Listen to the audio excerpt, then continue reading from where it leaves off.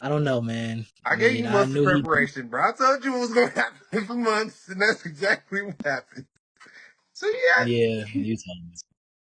So I mean, yeah, might as well open off with that. Illia Topuria is our new and 10th fighter in UFC history to be a double champ status. Illia Topuria, Illia El Matador Topuria. You done it again. Round of applause. You knocked out another legend. I hope you are so I ain't gonna just lie, Mike. proud of yourself He's for the bro. anguish that you are causing in the community. I really hope he is proud of himself for all the anguish he's causing. I really Like do. I he's really been hope doing some he's stuff that proud of no all. one has done, bro. Oh my god, he's knocked out the featherweight goat, a third featherweight goat, the third lightweight goat, and he's doing it back to like Mike. He isn't just knocking them out; he's putting them out cold, bro. Their bodies are Yeah, falling to the ground. yeah, yeah. Their heads are bouncing off the mat Yeah. I mean, in and I didn't ways that even. in their entire careers it has never done. Man, hey, man, has gotten into a lot of wars and been hit by a lot of people, bro, but not like that. Not like that. Yeah. Like I mean, I thought I was really adamant on him at least giving me 5 minutes, but apparently you get hit by Topuria at 55, and that it doesn't work like that, I guess, because man, I don't know, man. It just seems like just having a chin just goes out the window when it comes to Ilya. It's like he touches it, and I don't want to just glaze him, but he touches it, and like he said, guys' chins just explode. Now, I mean, we do have some. I mean, with anything, there's gonna be some talk.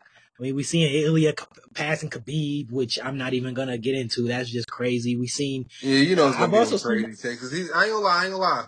This fight, although I ain't gonna lie, I've been yelling it even before the Volk fight, even before I ain't gonna say before the Emmett fight, bro, but I knew what this was gonna be around that time. The UFC has a new face. He is the face of the UFC now. He is the biggest superstar in the not even just UFC. I really feel like in combat sports right now. You see him on the interviews. He's in all types of different interviews. It's all different types of quotes coming out. He's on man. He's everywhere right now. So with that comes, there's gonna be new fans sprouting up. There's gonna be new takes, new opinions. There's gonna be new super fans. I've already seen people saying he's already has the most impressive double champ wins in history. I So it's mean, gonna he come. probably does.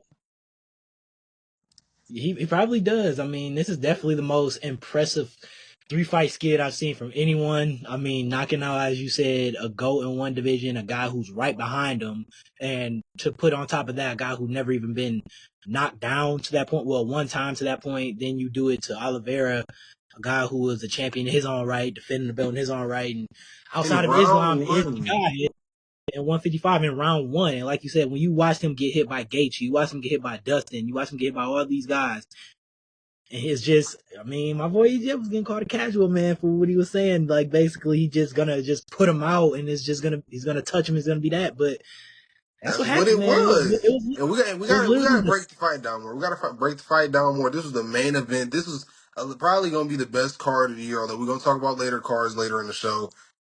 We have to break the fight down, Mike. Now, I ain't gonna say I was right the entire time because even though I was right about a lot, but there was definitely a lot of questions about Ilya Topuria going into this fight at 155. Obviously, him being smaller, Charles having the advantage, Charles being the grappling specialist.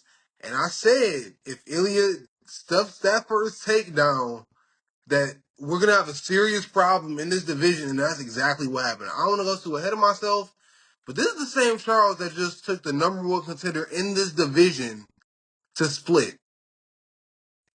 This is the same Yeah, guy. And Ilya yeah, no, just, man, from the yeah, start, man, after that first striking encounter, when I saw Charles go for the takedown, there was a split second where it was like, okay, Ilya's against the cage. What we finna do now? And it's like, just like this, he answered the question. He somehow ended up on front mount on top of him. He had full control. He sprawled out of it. There was another maybe 2 seconds where he got that heel hook locked in. I'm like, oh my God, Ilya, don't tell me you about to do this to me, bro. And he sprawled out immediately, and I was happy with it. Now, although I don't want to say that was enough to like, I want to say give Ilya this official top tier grappler label, but man, it cleared all worries that I ever had, bro. I barely had any worries, bro, but the worries that I did have just answered. This is the guy that people were. I heard DP in the interview literally say this, like maybe this was like yesterday. He said that in the fights with him, in the fights with Gaethje, in the fight with Chandler, they would knock him down and not try and finish because they were so scared to go on the ground with him. Ilya Yeah, took front mount with no problem and actually yeah, escaped. It's like, yeah, man, once they got back up again, we all know the story ended with just a quick 3-2. But like just Ilya's hand placement, like from the start, just the combinations and the head movement, it was just like I don't mean to say it, but we like I said, Styles makes fights. We said that in the previous episode, and Ilya just did what Ilya does. And they put him against the Charles. yeah. As soon as Charles moved that hand down and Ilya saw the opening, it was over. As soon as Charles attempted to take one, hit one, the fight was over. Yeah, you can't really take one hit one with Ilya, especially when you got a lot of the damage on that chin for Charles. But yeah, I mean it was a great performance as always. I mean he comes up, shows out. I mean I never really disliked Ilya. It's just he's always put up against the fan favorites, and He's it's so slaughtering them. unfortunate. He's slaughtering them. Yeah, he's doing to him what we've never seen be done, what we never thought could be done. I mean, I remember coming into that Volk fight, I was doing laps around saying Volk was going to come back and he's going to show y'all do this. He knocked him out. Then I said, oh well, he was on a 2-fight skid. He got knocked out by Islam and yada yada yada. And then here comes Max Holloway, the guy who's been knocked down one time. He knocks him out, and now he does this. I mean, it's history. I mean, now you touched on it last pod, and I really don't want to do this, but I mean, we have to at least talk about it. For now, at least, is Ilya number one pound for pound? I mean, he is 100%, literally one the million out. percent, 1,000%. There is no question. Hey, listen, Mike. I know we all making jokes in the party about I'm only back on my UFC MMA grind. Go follow me on TikTok, EGF UFC, because of what Ilya is doing. But Mike, you really just have to, bruh. You really just have to see, bro. You have to really break down what this man is doing. Okay, so can I just ask one thing? Or How does when because I feel like the main thing with the number one pound for pound, especially when what it really means is your skills carry over weight to weight, yada yada. That's really what it means, and he did just show that. And to be honest, Islam hasn't yet, at he least, did more and than show that. Mike, he Mike, did. Mike, Mike, But Mike, Mike. my question He, is, Mike. why does it just automatically make him pound for pound? Just automatically when, like I said, his best argument is 3-fight skid, but two of the guys in his 3-fight skid, Islam has 3 wins over 2 of the guys in his 3-fight skid, but all before he fought him. So why does Charles Oliveira just instantly put him over Islam? We saw Islam beat Charles Oliveira, not in that fashion, but he submitted him pretty quickly. He beat him. He also beat him. I think it's due to the fact that Islam is currently not a champion anymore. I think that has a lot to do with it. On top of the fact, I mean, it's a president award. Like, what have you did now? And I'm gonna just say that it just sucks to say that. Well, it doesn't suck to say it for me, but for Islam, Ilya's coming off the hottest, not just hottest, the greatest 3-fight skid of all time. Yeah, he did beat Volk back to back times, but Ilya did it in more impressive ways. He ended Volkanovski, the greatest featherweight. I mean, I guess he didn't because the division's weak, but we all know it's still Ilya's division. And he just moved up to another division. Not to mention what he is to Max Holloway. I'm just not the biggest fan, so I ain't gonna, try and prep him up to put Ilya up, especially after what he just did to Charles. He just went to another division, and everybody is shook. Everyone is shook. It sucks to say. I'm not trying to diss Islam, even though I'm not the biggest Islam fan. Hypothetically, if he did beat JDM, and which is not a lot, you think people in welterweight is scared of Islam? You don't think Shav is gonna win a piece? You don't think no one's gonna be ducking him? Did you see how Justin Gaethje and Armin Sarukian looked after they saw what happened to Charles? I saw That Armin right looked. I there didn't is see why how Ilya's Gaethje looked like he that wanted some. Gaethje looked like no he said. Gaethje looked up Like trying to pull up his pants. He looked pretty concerned. He looked pretty no, Gaethje concerned. looked like I want some of As that. he should be. Oh yeah, okay, yeah, yeah. We'll get into And I that ain't gonna soon. lie, And hey man, I really hope they don't get. We're gonna get into it later, but Paddy cannot have the next title fight. Not immediately, not immediately. We're gonna get into it, but even if he does, Illia Topuria, and I love Paddy. Probably my third favorite fighter in the UFC now that John is gone. No, it's probably second. Ilya's not losing to the Pillsbury Doughboy. He's not losing to him. There is no threats to Ilya in this division. Ilya owns the. Did you see what he just did? Listen, and it's not even to no fault of his own. He's number one pound for pound in the UFC because the gap between not just him and lightweight, but him and featherweight is so huge. You know, you was doing all this talk about, oh, maybe Volk needs to fight him. I would love to see Volk. Do you really want to see Volk fight him again now? Do you still want to see that? It turns out that Volk got knocked out by a drained Ilya. He got knocked out by drained Ilya. Dude, he's I mean, pound for pound for again, I mean, nobody, bro. Nobody's gonna want to step with him. I Nobody. get you. I get what you're saying. Like he's already in one fight in the division. Like has already put the division on notice and everything. And you talk about how weak the division is, but I'm gonna remind you because of who? Why is the division so weak? Let's not act like Islam hasn't run Oh through wow, everybody you don't in want to it. do this. You do Let's not want not to do act this. like every contender in this weak division that Man, everybody in that you're saying contender is also beat all up these on each guys you're other. saying Elliott doesn't want to fight. Islam already fought and beat and dominated. So again, what But does it's one win just actually put him over Islam? because of how he just ended Charles Oliveira. The same way just as better of a win as he did with Volk. They both was better than how Islam finished them for one. And for two, man, just context alone, it matters. Well, who's Islam's last three wins? Moicano, Moicano, Dustin Poirier, DP, and who? and who he fought? Who did he fight before Volk. Was it DP? Volk? Volkanovski. Yeah, Let's be real. People, and I'm not gonna get into it because we ain't gonna pay attention to the delusional haters on here. But let's be real now. We talk about retirement homes. It turns out that was DP's second to last fight. So I don't know how much money I'm really putting in that. That was nowhere near prime you DP. don't think he He was? You bought don't the think he's a he? You don't think he? You don't think he still is a championship level contender considering the fight he put on with him? I mean, the bar is pretty low for that in that division. And I mean, obviously, it's not just because of Islam, it's because of the gap now with Illia Topuria and all of them. Unlike Illia Topuria, all not have Islam, yeah, Islam has beat up on all of them, but they've all also beat up on each other. Gaethje's what? Gaethje beat Charles. Charles beat DP. DP beat Gaethje. Like, it's just like they all then fought Max Holloway. Some have lost, some has won. Like, they all have just beat up on each other to the point where, like, there's no gap. Let's compare that to welterweight, for example.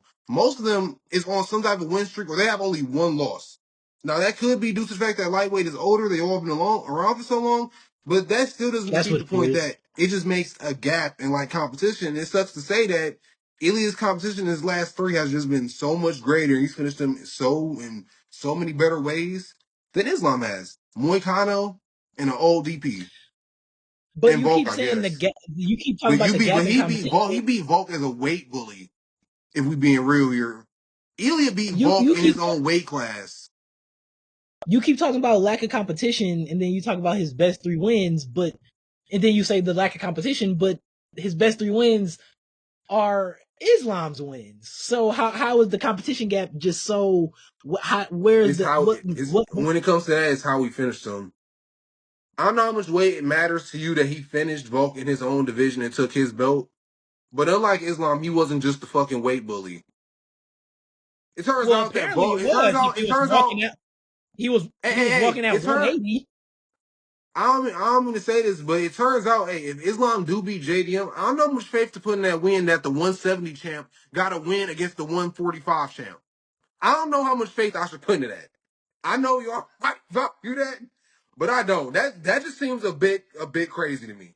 But Okay, on top of so that, but what if Ilya were to move up and beat Islam at 170? So can we say the same thing? I mean technically, but at that point he still tops him because then he's just gonna knock out Islam. Yeah, I guess. Yeah, if that happens, yeah. But Then that, whatever. bro, he I don't even. Anyways, At this point, I just don't see how would Ilya not be number one pound for pound when Islam doesn't even have a belt. He doesn't I have a mean, belt. I think at this point, considering Ilya's body of work and the wins and the way he's done it, and the fact that he's literally a two division champ, I mean, you have to say he is number one pound for pound for now. And then let's see how Islam shows against JDM, and then we can talk again because I mean he does have two belts right now, so I mean it's only right to put Ilya We number one watched pound for pound right now. history. And you touched on it a little, but Dana White seemed to be pretty unhappy that Paddy stepped in the cage. He just talked about it in the press conference, saying those are things that he's not really that the UFC doesn't really like to do. And he kind of it sounded like he was just kind of leaning towards the line of that's really not the fight yet. So it's Yeah. because they asked him, oh Where well, why he's the did you let number Justin? 8 ring, and he's coming off a Michael Chandler win. We just saw what happens when you do that when Michael Chandler wins. Yeah, yeah, And let's yeah. not We rush don't into need it any more. either. Yeah, we don't need any more pointless title fights. I was talking to you guys about this. Like it's starting to get aggravating. I mean, it feels like I mean, it's starting to get aggravating. I mean, when you just think about all the over the span of the year, the BS and the nonsense that's just been going on with title fights, and a lot of it leads to slowing up the division, holding up divisions. I mean, this is a bad What do example you for mean by lightweight. BS? Like Kobe Covington being against Leon Edwards when it probably Oh, should have been just the Shy wrong title fights or being Bilal, booked. or giving Sugar O'Malley a rematch when you got Corey Sandhagen there and other guys who are, and Sean O'Malley got dominated. Then we watched him You get feel like if dominated they gave Patty, and you feel like they gave Patty the rematch, that's what they'd be doing? pretty much. I mean, it's a precedent that they're starting to set, and it just leads to dumb, boring, one-sided title fights, and it's just kind of getting annoying. I'm trying to think of the 316 who Juliana Pena and Kayla. I mean, no, that's not happened. But that was the Marab card. But just bad title fights. They need to do a better job with even when I don't want to just do that, but even when you think about how they handled the heavyweight situation, like it's just I don't I know think it. I think a big problem is that it's one of those divisions where like it's no rush because everybody in the division I don't want to say isn't competent or on like the same level as the champ or the former champ, but like look at lightweight. It's like it's in a mess. Your number one is we're gonna get into that. We could get into it now if you want to, but your number one is missing weight on title fight nights. I'm blanking on number two, but just to go down the list, you can't give Dan Hooker a Number title two fight. is Charles. He was supposed to lose to Gamrot. You can't give Gamrot a title fight because he just lost to Dan Hooker. You just gave Charles a title fight. DP is retiring. Can you really give Max a title fight? Do you want to give Max a title fight after what you just saw Ilya do to him? But do you want to give Justin Gaethje a title fight when he's coming off a win against Physique? Patty is number 8, so he can't get a title fight. It's just the division is kind of like a mess, and it's like unlike all the other weight classes where it's like it's that one star or two that you can hang on to, or like they're gonna get a title fight when their time is right, when their time is coming. Nobody seems to be there yet. Yeah, yeah, and like I said, lightweight is a bad example for what I'm trying to say. Definitely, just when you look at like you said, the mess going on with contenders and all. I don't know. I just feel like there's been just too many over the past year or so, just too many title fights that ended up being one sided that we just could have avoided just simply due to bad, wrong matchmaking. Even like not to just drag on, even like Cheeto and Sean O'Malley. Just I don't know. It just seems like to be somewhat of a problem. It is kind of annoying sometimes, like especially when sometimes the clear answer is right there. Like I mean, yeah, I understand. Like The UFC is a I mean, well, business. lightweight there isn't a clear answer, but So if even in a division where it isn't a clear answer, Paddy isn't a guy who Charles Oliveira just got knocked out by Volkanovski and Max, and another guy who finished Michael Chandler, and that's his crowning win. Oh, and also my bad, Bobby Green, King Green. That doesn't matter. We're not doing it's this. it's No, no reason no. to rush it, but I think we do also have to acknowledge not just that the UFC is a business, but we all know how this goes. I'm a big Paddy fan, but you do have to acknowledge to some extent that the way that they even booked him can go along with what you're saying. Like how they did Peyton Talbot and Felipe. They was both two prospects, one loss, but both had long streaks before. You put them against each other, best man wins, one moves on, one move forward. You basically did the same thing with Patty as far as you didn't ever gave him that challenge to somebody like who's in that division. He could have fought Gamrot before Dan Hooker.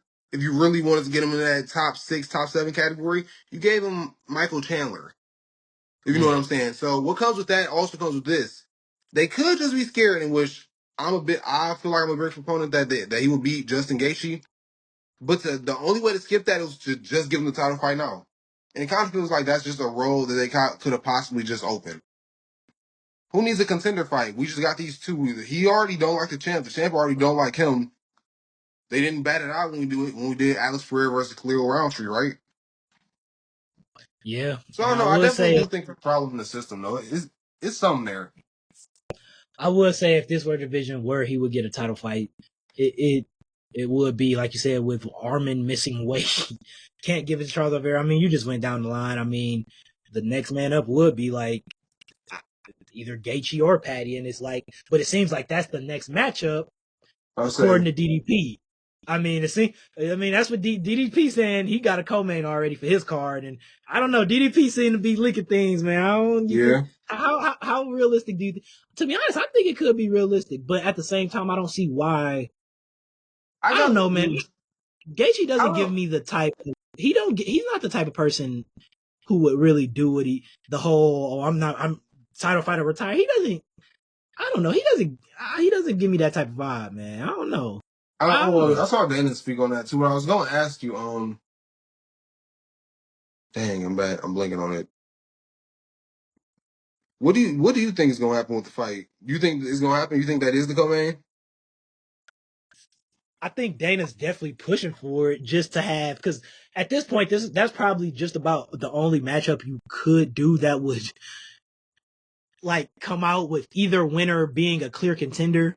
Because it's like you said, it's not like you could put him against Max because if in a world where Max does win, do we want to see Ilya Max? It's not like you could put him against. Well, you can't do Charles now, obviously. It's not like you could put him against Armin because I'm sure as we'll get into, Armin is probably like 4 or 5 fights away from a title fight. This is the only matchup where like either winner is like, okay, this guy can fight Ilya. And so I do think Dana is definitely trying to get that to happen, but will it? I don't know, man. I don't know. I don't know. I think it will. My only thing is this. I remember that. How long is training camps normally? It's about 8 weeks, 6, 8 weeks. Like like on a really low side, it seems 6 is really low, but so I'll say like six to That's like ten, yeah. Usually so. like eight What to the 10, D and yeah. the DDP card is in August.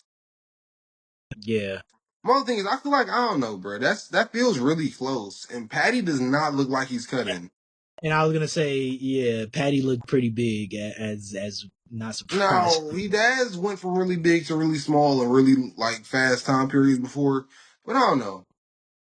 I hope it's the co-main though, because I can't think of a better co-main at this point. With how everybody's Yeah, booked up and busy.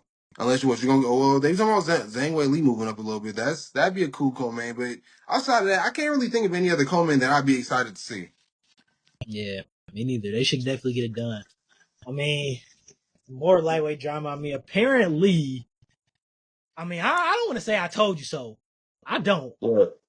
But you was over here a few weeks ago talking to Armin. Armin is the real contender. Armin, man, he got hurt. Armin, I told you Oh that was man. I told you that was some BS. He Oh pulled man. out 24 out. I told you. I told you it was something to that, bro. I told you. I told you. And I ain't Dana gonna White lie. exposed him, bro. He missed weight. He sabotaged 311. The reason why you get to parade around here and crap on Islam's wins and say Yeah. he beat Moicano and he is the reason why. Him. Armin Sarukian is, bro. He missed Yeah. weight and sabotaged the card, and they framed it for him and just act like he got hurt. You didn't get hurt. You missed weight. Back of the line. As far as I'm concerned, back of the line. He Treat gonna have him to go like like he gonna have to go hey, on like a 3 fight win streak, and in that win streak, they're gonna try and drop him out like they're gonna try and yeah, drop him out like heavy. yeah, yeah, Cause I ain't gonna lie, that's yeah, probably one of the most yeah, unprofessional things that you could like do.